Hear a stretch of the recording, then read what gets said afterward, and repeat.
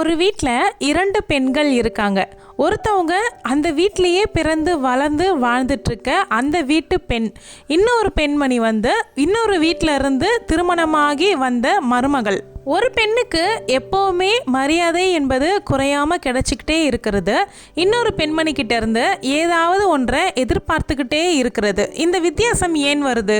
இந்த வீடியோவில் ஒரு வீட்டு பெண்ணை பற்றியும் அந்த வீட்டுக்கு வாழ வந்த மருமகளை பற்றியும் அவங்களுக்கு இடையில் நடக்கக்கூடிய போராட்டங்கள் பற்றியும் பார்க்க போகிறோம். என் அன்பு சகோதரிகளுக்கு வணக்கம். நான் பிரியா. இதுதான் மனிதியின் குரல். நீங்கள் பார்த்துட்ருக்க இந்த வீடியோ கிளிப்பிங்ஸ் எல்லாமே என்னுடைய இன்னொரு சேனலான பக்கத்து வீட்டு பொண்ணு பிரியா அந்த சேனலினுடைய வீடியோ கிளிப்பிங்ஸை எடுத்து வாய்ஸ் ஓவர் மட்டும் புதுசாக கொடுத்து இதில் நான் போட்டுட்ருக்கேன். அதனால் யாரும் கன்ஃபியூஸ் ஆகிக்க வேண்டாம். நான் சொல்ல வர்ற விஷயங்களை மட்டும் கவனிச்சுக்கோங்க. முதல்ல ஒரு பெண் திருமணமாகி புகுந்த வீட்டுக்குள்ள நுழையறா அப்படின்ற அடுத்த நிமிஷத்துல இருந்தே அவள் ரத்தமும் சதையும் கலந்த ஒரு பெண்மணி, ஒரு மனிதி அப்படிங்கிறத அந்த வீட்டு மறந்துடுறாங்க. புகுந்த வீட்டிற்கு வாழ வர அந்த பெண்மணி எல்லாத்தையும் அட்ஜஸ்ட் பண்ணிக்கணும். என்ன நடந்தாலும் சிரிச்சு பழகணும். எதையுமே பிறந்த வீட்டில் சொல்கிறத விட்டுறணும், மறைக்க பழகிக்கணும். சந்தோஷம் நடந்தாலும் கொடுமைகள் நடந்தாலும் கூட அதை ஏற்றுக்கிட்டு வாழ கற்றுக்கணும். அவள் யார் அப்படிங்கிற அடையாளத்தையே அவள் மறந்துட்டு வாழ பழகணும். இதுதான் வந்து ஒரு வீட்டு மருமகளுக்கு உண்டான நியதிகள். அந்த வீட்டில் பிறந்த பெண் அப்படின்னா அவள் நம்ம வீட்டில் பிறந்தவ. மருமகள் அப்படின்னா அவள் இன்னொரு வீட்டில இருந்து வந்தவ. இந்த ஒரு லைன் தான் எல்லா வித்தியாசத்துக்கும் எல்லா பிரச்சனைகளுக்கும் ஏற்படுத்துகிற ரூட். கோபம் அப்படிங்கிறது இயல்பா எல்லாருக்குமே வரக்கூடியது தான். இதில் கூட வேறுபாடு பார்க்குறாங்க.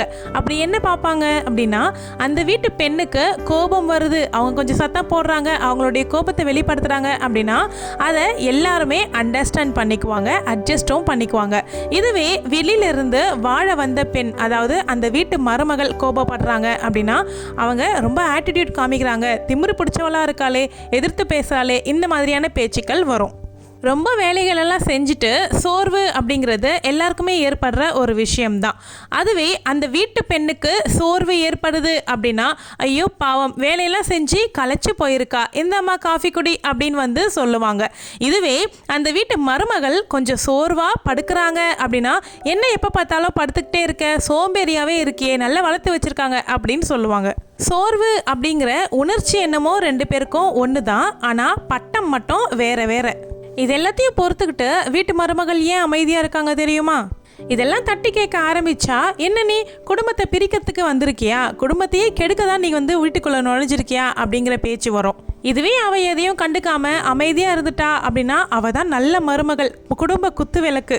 இந்த நல்ல மருமகள் அப்படிங்கிற பட்டத்துக்காகவே பல பெண்கள் தன்னைத்தானே அழுத்திக்கிட்டு இதெல்லாம் மனசுலேயே புதைச்சி வாழ்ந்துட்டுருக்காங்க. ஒவ்வொருத்தருக்குமே ஒவ்வொரு தனித்திறமைகள் அப்படிங்கிறது இருக்கும். அதாவது ஒரு வீட்டு பெண்ணுக்கு ஏதாவது ஒரு திறமைகள் இருக்கலாம், இல்லை வந்த மருமகளுக்கு அந்த திறமை இல்லாமல் இருக்கலாம்.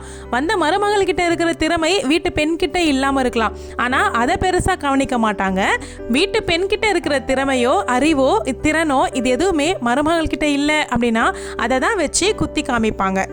என் பொண்ணு எவ்வளோ அறிவாளியாக புத்திசாலியாக நடந்துக்கிறா பற்றியா, ஆனால் நீயும் தான் இருக்கியே அப்படின்னு சொல்லி காயப்படுத்துவாங்க.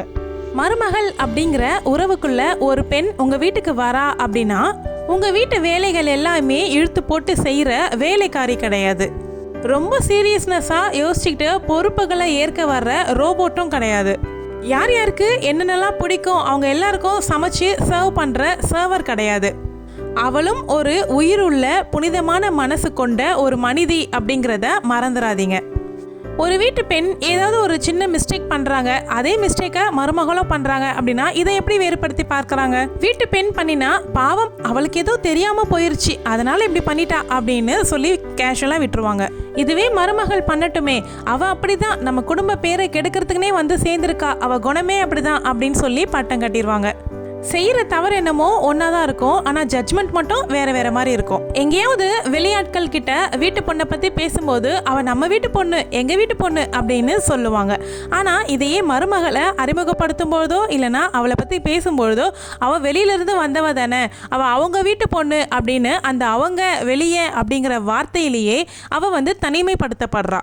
ஒரு மருமகள் இன்னொரு வீட்டுக்கு வாழறதுக்கு போகிறாங்க அப்படின்னா அவள் பிறந்து வளர்ந்த அந்த மண்ணை விட்டுட்டு, அந்த வீட்டை விட்டுட்டு, தாய் தகப்பனை விட்டுட்டு, அந்த சமூகங்களை விட்டுட்டு, நண்பர்களையும் தோழிகளையும் விட்டுட்டு, சொந்த பந்தங்கள் அனைத்தையும் விட்டுட்டு இன்னொரு வீட்டுக்கு புது அட்மாஸ்பியருக்கு அவங்க வாழ வராங்க. அவங்க கம்ஃபர்ட் ஜோன் எல்லாத்தையுமே விட்டுட்டு புதுசான ஒரு வாழ்க்கைக்குள்ளே வராங்க அப்படின்னும்பொழுது அந்த மருமகளை எந்த அளவுக்கு தான் வீடு இது அப்படின்னு உணர வைக்கணும் அப்படிங்கிறத தெரிஞ்சுக்கோங்க. ஒரு பெண் இது எல்லாத்தையும் விட்டுட்டு இன்னொரு வீட்டுக்கு வாழ வராங்க அப்படிங்கிற கிரெடிட்டை அந்த வீட்டில் யாரும் கொடுக்க மாட்டாங்க. ஆனால் பழி போட மட்டும் முன்னாடி வந்துடுவாங்க. ஒரு சில குடும்பத்தில் இப்படியும் சொல்லுவாங்க, என்ன இவ மட்டும்தான் புதுசாக மாமியார் வீட்டுக்கு வராளா, வேற யாரும் இந்த உலகத்தில் பொண்ணுங்க யாரும் கல்யாணம் ஆகி போகிறதே இல்லையா, பொண்ணா பிறந்தா இதெல்லாம் அனுபவிச்சு தானே ஆகணும் அப்படின்னு ஈஸியாக சொல்லிடுவாங்க. நான் சொல்லிட்டு இருக்க இந்த மாதிரி வார்த்தைகளோ இந்த மாதிரி சூழ்நிலைகளோ நீங்கள் அனுபவிச்சுட்டு இருக்கீங்களா இப்போது அப்படிங்கிறத பற்றி கமெண்ட்டில் கண்டிப்பாக ஷேர் பண்ணுங்கள். உங்களை மாதிரியே நிறைய பேர் கமெண்ட்டில் ஷேர் பண்ணுவாங்க. அதையும் பார்த்து தெரிஞ்சுக்கோங்க. உங்களுக்கு இருக்கக்கூடிய கஷ்டங்கள் எதுவும் கஷ்டமே இல்லை அப்படின்னு நீங்கள் நினைக்கிற அளவுக்கு எத்தனையோ பேருக்கு எத்தனையோ விதமான கஷ்டங்கள் இருக்குது. கமெண்ட் செக்ஷனில் நீங்கள் அதெல்லாம் ஷேர் பண்ணுங்கள். ஒருத்தருக்கு ஒருத்தர் ஆறுதலாக இருக்கும். அதை படிக்கும் பொழுது நானுமே அதெல்லாம் படித்து தெரிஞ்சுக்கணும் அப்படின்னு விரும்புகிறேன். அந்த வீட்டு பெண் சோர்ந்து மனக்கவலையில் இருக்காங்க அப்படின்னும் பொழுது எல்லாரும் உடனே கவனித்து என்னம்மா ஆச்சு, என்ன பண்ணுது உடம்பு, ஹாஸ்பிட்டலுக்கு போகலாமா இப்படின்னு எல்லாம் கேட்பாங்க. அதுவே அந்த வீட்டு மருமகள் ஏதோ ஒரு சோர்வில் இருக்காங்களோ, அது உடல் சோர்வாக இருக்கலாம், மன சோர்வாக இருக்கலாம், என்ன ஆச்சு, உடம்பு சரியில்லையா அப்படின்னு கேட்கறதுக்கு கூட ஆள் இருக்க மாட்டாங்க. இது இருக்கிறதுலே மிகவும் கொடுமையான விஷயங்கள். வாழ வந்த புகுந்த வீடை தான் வீடு இது அப்படின்னு உணர்றதுக்கே பல வருஷங்கள் ஆகும் அப்படின்னு ஆராய்ச்சியில் சொல்லப்படுது. ஸோ அப்படி இருக்கும்பொழுது இந்த மாதிரியான விஷயங்கள் அவள் உணர ஆரம்பிக்கிற நேரத்தில் இந்த மாதிரியான விஷயங்கள் அவள் காதில் விழும்பொழுது அவள் இன்னமும் வெளியால் தான் நம்ம அப்படிங்கிற மாதிரி உணர்றதுக்கு திரும்பவும் வாய்ப்பு அதிகமாயிடும். அந்த வீட்டு மருமகள் அவள் தான் மாறணும், அவள் தான் அட்ஜஸ்ட் பண்ணணும், அவள் தான் ஏற்றுக்கிட்டு எல்லாத்தையும் அனுசரித்து வாழணும். ஆனால் அவளை யாரும் புரிஞ்சுக்கணும் அப்படின்னு நினைக்கவே மாட்டாங்க. நீங்கள் நிச்சயமாக உங்கள் வீட்டு பெண்ணாகவும் வாழ்ந்திருப்பீங்க, இன்னொரு வீட்டு மருமகளாகவும் போயிருப்பீங்க. உங்கள் வீட்டு பெண்ணாக இருந்து இந்த மாதிரி உங்களுக்கும் ஏற்பட்டிருக்கு அப்படின்னா அதை கமெண்ட்டில் சொல்லுங்கள். மருமகளாக போனதுக்கப்புறமா இந்த மாதிரி நீங்களும் மிகைப்படுத்தாமல் உங்களை மட்டம் தட்டி பேசுகிறாங்க அப்படிங்கிறத நீங்கள் உணர்றீங்க அப்படின்னாலும் நீங்கள் கமெண்ட்டில் ஷேர் பண்ணிக்கோங்க. இங்கே பல பெண்கள் மனதில் ஆயிரம் குரல்களும் வார்த்தைகளும் எழும்பிட்டே தான் இருக்கும். ஆனால் அது எல்லாமே அவங்க வெளிப்படுத்தி சொல்கிறாங்களா அப்படின்னா சொல்லவே மாட்டாங்க, மனசுக்குள்ளேயே தான் வச்சுப்பாங்க. உங்கள் எல்லாருடைய குரலாக தான் இந்த சேனலில் என்னுடைய குரல் ஒலிச்சிட்ருக்கு. இதுதான் மனிதியின் குரல். இந்த சேனல் உங்களுக்கு பிடிச்சிருந்தா சேனலை சப்ஸ்கிரைப் பண்ணிக்கோங்க. இதே மாதிரி நிறைய வீடியோஸ் நான் போட்டிருக்கேன். நீங்கள் யாரும் இன்னும் பார்க்கல அப்படின்னா சேனலை விசிட் பண்ணி கண்டிப்பாக பாருங்கள். ஒவ்வொரு வீடியோஸ்லேயும் ஒவ்வொரு விஷயங்களை பற்றி நான் பேசியிருக்கேன். உங்களுக்கு அது ரொம்பவே பிடிக்கும். பெண்களுடைய தன்னம்பிக்கைக்காகவும் அவங்கள ஊக்குவிக்கும் விதமாக தான் இந்த சேனலே நான் கொண்டு போயிட்டுருக்கேன். ரொம்பவே பிடிக்கும் உங்களுக்கு. நீங்கள் சொல்கிற மாதிரியான வேறுபாடுகள் எதுவும் எங்கள் வீட்டில் இல்லை, நாங்கள் ஒத்துமையான குடும்பமாக தான் இருப்போம், நாங்கள் என்னுடைய சிஸ்டர் இன்லாவும் நானும் ரொம்ப ஒத்துமையாக தான் இருப்பேன், எங்கள் வீட்டில் இந்த மாதிரி வேறுபாடுகள்லாம் இல்லை அப்படின்னு சொல்கிறவங்களும் வெகு சில பேர் இருப்பீங்க. அவங்களும் கமெண்ட்டில் சொல்லுங்கள். இதில் நானும் ஒருத்தி. எங்கள் வீட்லேயும் இந்த மாதிரியான வேறுபாடுகள் அப்படிங்கிறது கிடையாது. என்னுடைய சிஸ்டர் இன்லா நான் எல்லாருமே ஒத்துமையான ஒரு பெண்மணிகளாக தான் இருப்போம். எங்கள் மாமியாரும் இந்த மாதிரி பிரித்து பார்க்குற ஆட்கள் கிடையாது. இன்னும் கேட்டிங்க அப்படின்னா என்னை மிகைப்படுத்தி தான் பேசுவாங்க. நம்ம எல்லாரும் ஒரே சமூகத்தில் தான் வாழ்ந்துட்டுருக்கோம். இப்படியும் நடக்குது அப்படியும் நடக்குது இல்லை. வீடியோ பிடிச்சிருந்தா வீடியோவை லைக் பண்ணிக்கோங்க. தேங்க்யூ.